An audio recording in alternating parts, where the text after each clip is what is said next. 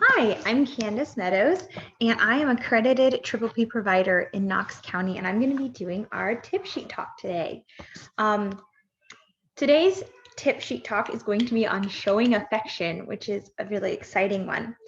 So just a reminder that all of our tip sheet talks are brought to you by the Parent Support Initiative of Knox County, and we just provide parent education and support to any person who is living in Knox County for free, which is really awesome.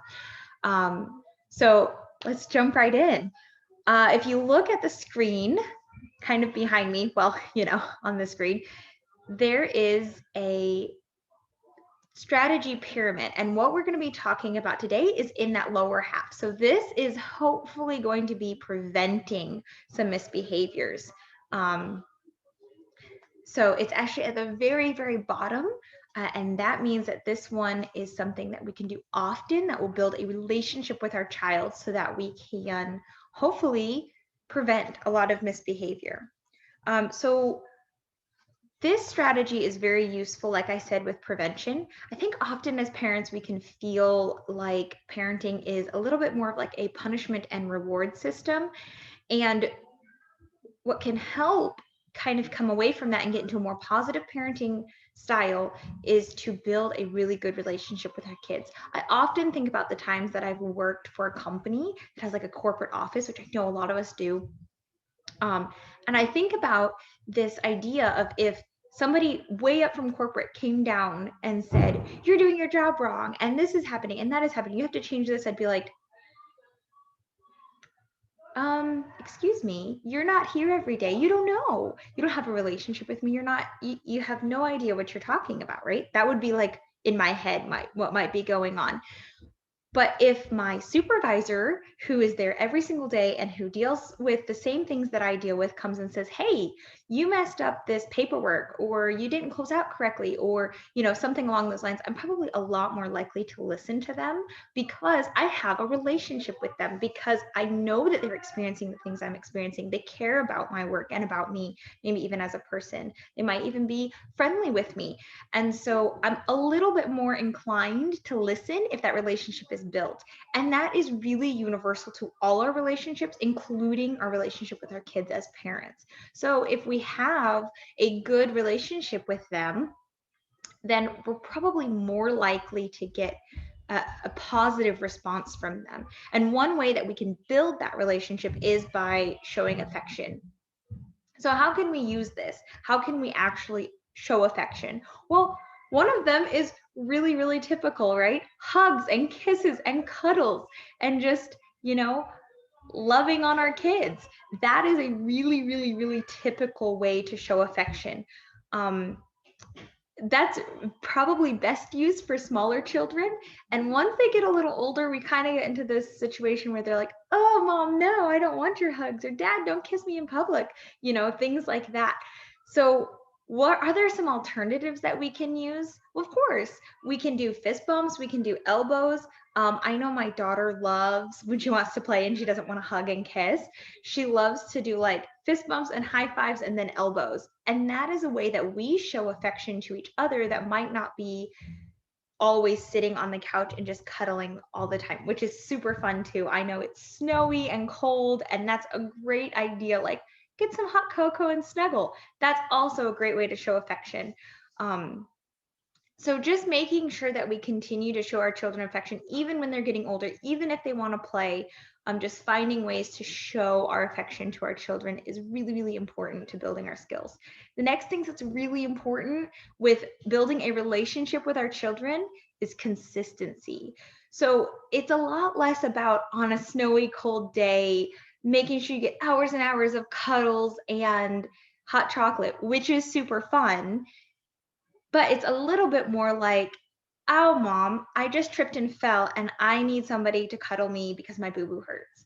Or, when your kids even get a little older into teenage years, saying, "Dad, I was at school and this other child called me a really bad name and it was upsetting to me and I really just need a hug." So being there for our children in small but consistent doses. These can be really, really small amount of times, like 30 to 90 seconds where your child comes to you and needs you, and then you just kind of let everything go for a few seconds, for again 30 to 90 seconds, really short amount of time, and show them affection. Give them a hug, give them a kiss, cuddle with them for a few minutes, those kinds of things, and they can build that's building your relationship. I was so surprised to hear that it was such a small amount of time, just 30 or 90 seconds, because I always felt like I don't have time in my day to really, really be as affectionate towards my child as I want to be, because I want, let's sit on the couch and watch a movie and cuddle for an hour or two, or let's have bedtime snuggles. I really wanted that. And I was so relieved to hear that really what children need the most is small doses frequently throughout the day. And so I hope you also feel that relief as you hear this of like, whew, okay, I can do this, right? 30 to 90 seconds, I can do that. That is reasonable.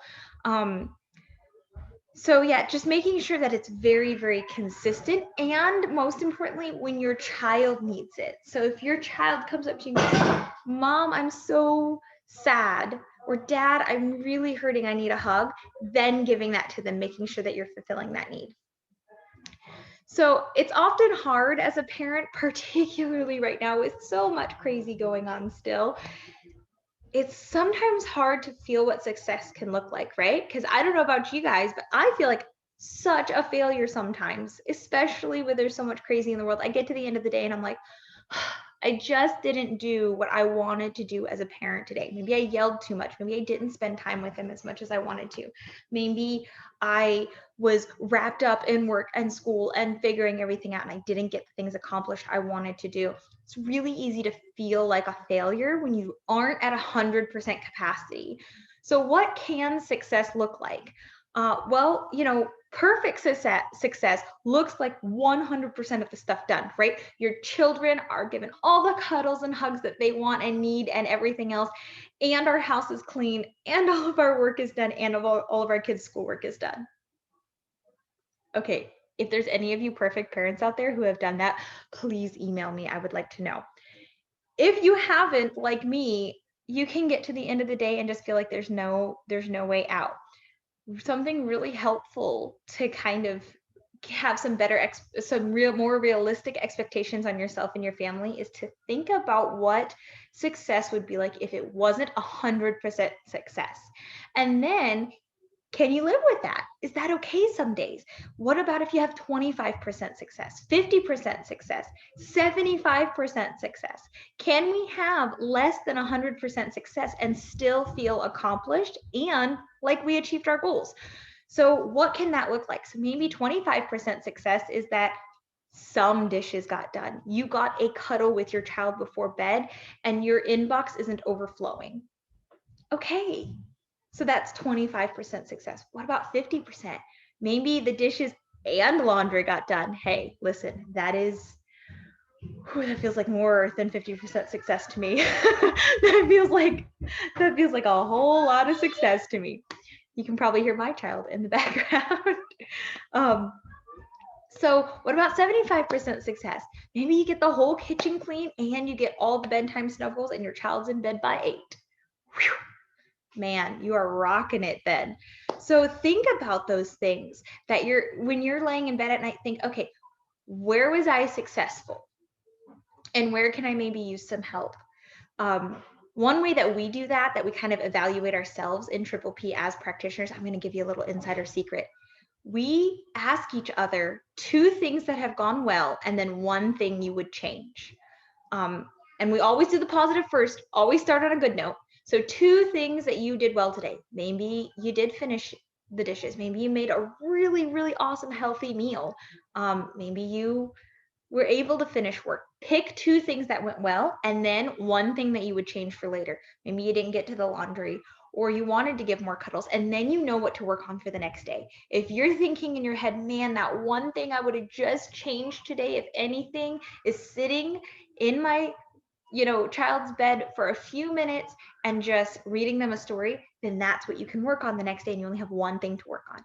That's a lot more manageable than, oh my gosh, I have to be this perfect parent. So just choose one thing that you can work on the next day and then choose 2 positive things that you did well. Because we always do something well, right? Even if it's that we got out of bed and we got through the day, you did at least 2 things. So focus on that. And just remember to take care of yourself as a parent. We can't pour from empty cups. We just can't. And so if you are exhausted and burnt out and finished with life, you're a lot less likely to be able to be a positive parent. Whereas if you can take care of yourself, get a shower in. Hey, listen, showering is self-care some days, you know? And if you can just get the things in that you need to be able to feel good about yourself, then you're a lot more likely to be able to implement these strategies and have the patience and the will to do these things, particularly with showing affection. I know for me, when I'm like burnt out, I'm like, nobody touch me. I just want to sit here by myself for a few minutes. But if I take care of myself for a little bit and I don't feel like that, then I can give my child what they need. So we do also have, oh, let me move myself to the other side so you can see. Just a reminder that Triple P is free to parents and caregivers who are living or working in Knox County. So even if you live outside of the county but you work here, it still counts. If you want to schedule a one-on-one session with us, if any of these tips were practical for you and you're like, oh, I want more, but I have a busy schedule and I just need some like quick stuff, you can set up a one-on-one session with us. The phone number is up on the screen, 740-397-2840. Feel free to call or email. We also have a Facebook page. That's a really, really fantastic tool if you just want to go and follow that page, because we upload these videos. We also upload all of our class schedules. Anything else going on in Knox County, you can reach us through that page via message, or all of our other information is on there. So it's just kind of a plethora of information if you want to join that page. And just letting you know that, the whole thing of what Parent Support Initiative does is we want to provide parents with education and resources for parents or caregivers living or working in Knox County, whether you just need simple strategies or you really need some in-depth stuff. We really just want to be here. We want to help take the guesswork out of parenting. I know everyone says, I wish we would have gotten a manual when our kids were born, and I feel it. And this is not that manual, I'm sorry. It does, however, give you lots of really good strategies to build on. And I think it's great. It's a very nice tool for parents to have those strategies tucked away in your back pocket for when you need them. So I sincerely hope that everybody out there is warm and dry and healthy and fed. And remember that we're here for you, and that you're probably doing better than you think. Bye, guys.